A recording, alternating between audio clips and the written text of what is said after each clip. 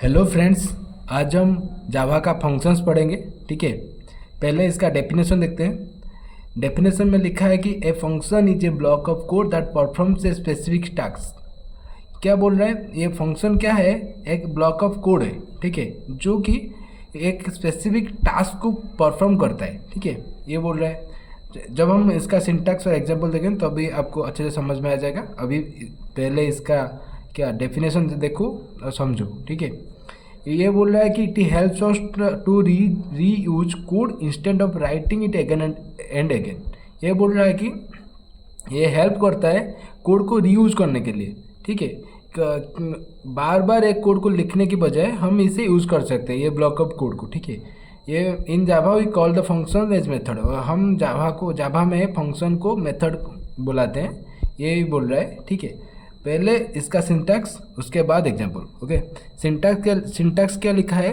Return type function name parameters bracket return value.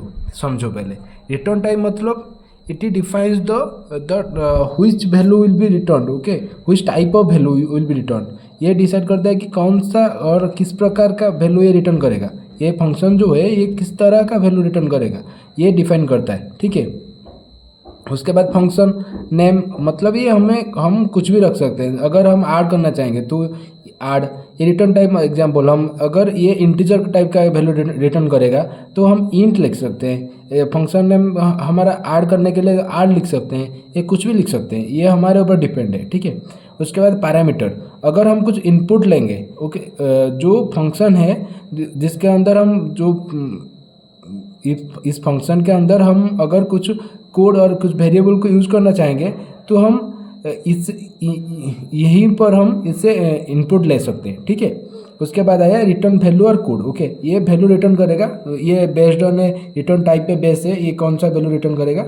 इधर हम code भी लिख सकते हैं। ओके, इस रिटर्न टाइप के अंदर हम वॉइड भी लिख सकते हैं, जो कि कुछ भी नहीं रिटर्न करता है, ये इसके अंदर ही रिटर्न क्या प्रिंट करता है। ठीक है, अब आ गया इसका एग्जाम्पल देखेंगे, उसके बाद हम समझेंगे। ठीक है, एग्जाम्पल पे लिखा है, एक हम पहले हमारा काम ये है एक क्लास बनाना है। ठीक है, एक क्लास बनाना है, उसके अंदर एक मेन मेथड लिखना है। ठीक है, एक मेन मेथड लिखना है। उसके बाद हम एक मेथड बनाएंगे। मेन मेथड भी एक मेथड है। ठीक है, ये जो सारे का सारा ऑपरेशन मेन मेथड के अंदर ही होता है। ठीक है, उसके बाद हो गया एक मेथड बनाएंगे। यहाँ पर हम मेथड एक लिखें, पब्लिक स्टैटिक वॉइड से हेलो, उसके बाद ब्रैकेट, उसके बाद ये कर्ली ब्रैकेट शुरू हुआ जिसके अंदर हम लिखे कि system dot out dot println hello world. Okay, ये हो गया हमारा फंक्शंस रेडी। ठीक है, अभी समझो क्या क्या हम लिखे।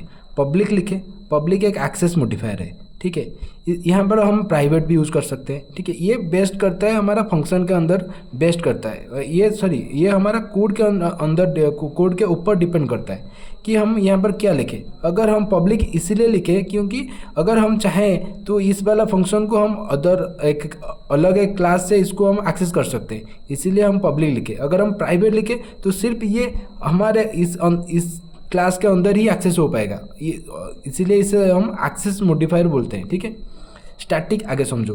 भर्ड क्या है? एक रिटर्न टाइप है। से हेलो क्या है? एक नेम हो गया, फंक्शन का नेम हो गया, यह हो गया ख़त्म।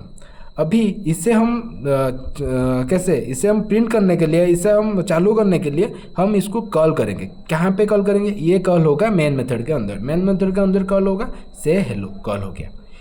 पर अगर यहीं पे स्टैटिक कीवर्ड नहीं होता, ये स्टैटिक कीवर्ड नहीं होता तो हम ऐसे इसको कॉल नहीं कर सकते। यहीं पे हमें एक ऑब्जेक्ट बनाना पड़ेगा, जैसे कि मेन। अगर ये नहीं है तो समझो ये वाला हट गया, तो क्या करना पड़ेगा? Main M is equal to new main. Okay, new main, ये यहाँ पर एम डॉट से हेलो, तभी जाके ये वाला प्रिंट होगा। क्या हम बनाए? एक ऑब्जेक्ट बनाए। ऑब्जेक्ट किसका? इस क्लास का एक ऑब्जेक्ट बनाए, क्लास का एक ऑब्जेक्ट बनाए। तो ये हम जब ऊप्स पढ़ेंगे तभी आपको अच्छे से समझ आ जाएगा। तभी ये इतना ही समझो कि अगर हम स्टैटिक नहीं लिखेंगे तो हमें एक ऑब्जेक्ट बनाना है। अगर स्टैटिक लिख दिए तो एक ऑब्जेक्ट की कोई ज़रूरत नहीं, तो हम डायरेक्टली इसे कॉल कर सकते हैं सिर्फ इसके नाम की हेल्प से। ओके।